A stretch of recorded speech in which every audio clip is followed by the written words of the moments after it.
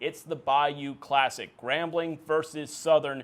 It's always a big game when these two teams face off, but this year it's for the SWAC West title to see who faces Alcorn in the SWAC title game. Huge implications in this one. Yeah, you're talking about a rival that dates back to the 1940s, but in the Superdome since 1975. When the Superdome was built, Bayou Classic game right there. So this game has been played in New Orleans Thanksgiving weekend since 1975. So it's a great matchup. If you're Grambling, you love coming into this ball game with something on the line. They've won 5 or 6 straight games, so they're coming in red hot. Southern is right now 1 in the West. They're playing great defense. Skelton, their quarterback, is outstanding. Hunter Register is one of the best receivers in the country, 6'6", 215. So there's a lot of intrigue in this ball game. And if I'm looking at the matchup, it's going to be Grambling's defense against Southern's offense. Southern don't throw much, but when they do, they go to Register down the sideline. They love to run the football, so if Grambling can stop the run, they can win this game. Now, the real question is, though, which of these two teams is the harder matchup for Alcorn? Because that's the other thing we have to talk about here is, yeah, they're facing each other this week, but as an analyst, what would you say is going to be the tougher opponent for Alcorn? Who do they not want to see going into the SWAC title game? That's a great question because we saw this matchup last year where Alcorn and Southern played a great game. Southern, at that point, couldn't stop the run, and Waller, the running back for Alcorn, ran all over the Southern Jaguars defense. Alcorn is still outstanding. They get great play from their running game as well. Their defense is excellent. I think if you're looking at a team that could potentially be a problem, you have to look at Grambling because they can throw the football.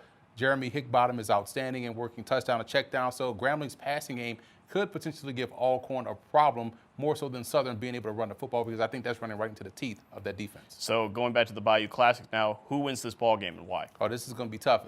Whatever you think going in, you can't expect on the outcome. This game may start off as a blowout, it's going to end up being close, and it's going to be a tight one down the stretch. I do like Southern to win this one. I do think the Jaguars, because of how well they play defensively and because of what they do up front, with Ladarius Skelton, the quarterback, doing a great job in spearheading that running attack, I think Southern gets the win against Grambling.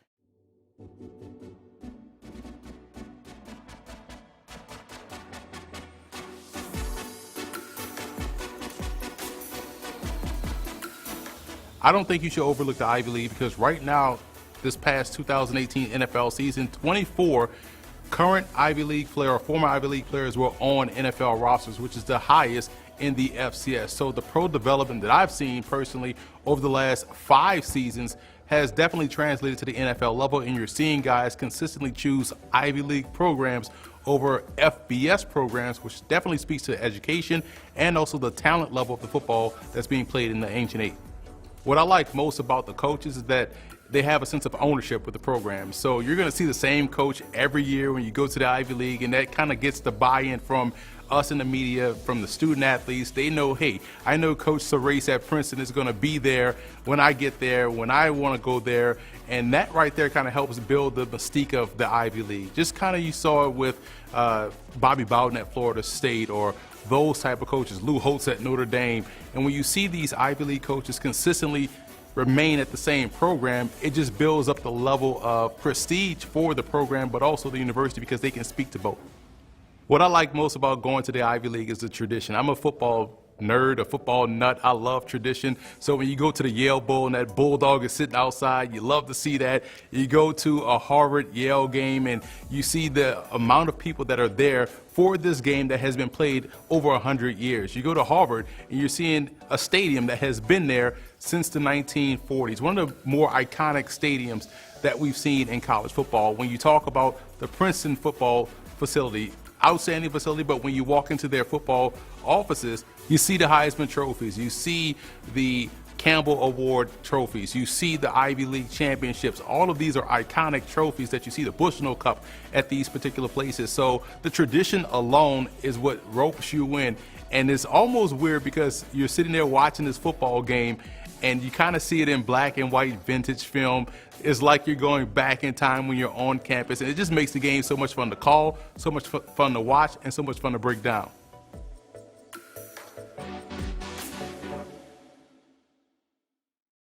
Let's start with some playoff previews, and we'll begin with Albany taking on Central Connecticut State. And what a game we'll have between two excellent quarterbacks in Jeff Undercuffler of Albany and also Aaron Winchester of Central Connecticut State. Now, I think both teams are evenly matched along the line of scrimmage, and that's where football games are won or lost. But when you look at who plays the better defense, you have to like Central Connecticut State in this ball game. Number one, their defense does a great job on all three levels, or at all three levels, and offensively, they do an excellent job of pushing the pace and maximizing their possessions inside the red zone. So I don't think Albany has enough offense to overcome what they're going to see defensively from Central Connecticut State. So I will take the Blue Devils in this ball game to win.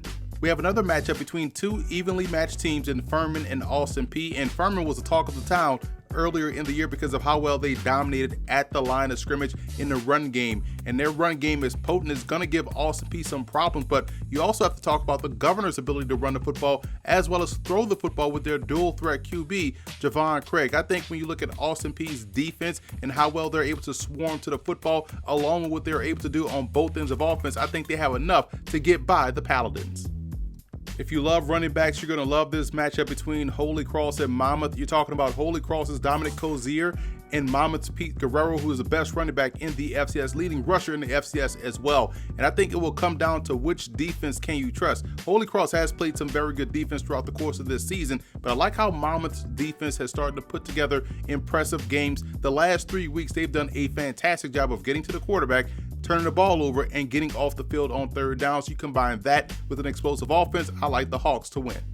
Another great defensive matchup that we'll see in round one is between Illinois State and Southeast Missouri State. We know Illinois State can bring that run game with James Robinson, who's going to the East-West Shrine Bowl, but you also look at defensively for SEMO. What they do well, they play great second-level defense. Those linebackers can not only cover, they can pressure the quarterback and also stop the run. I think it'll be the defense of the Redhawks being the reason why they move on to round two.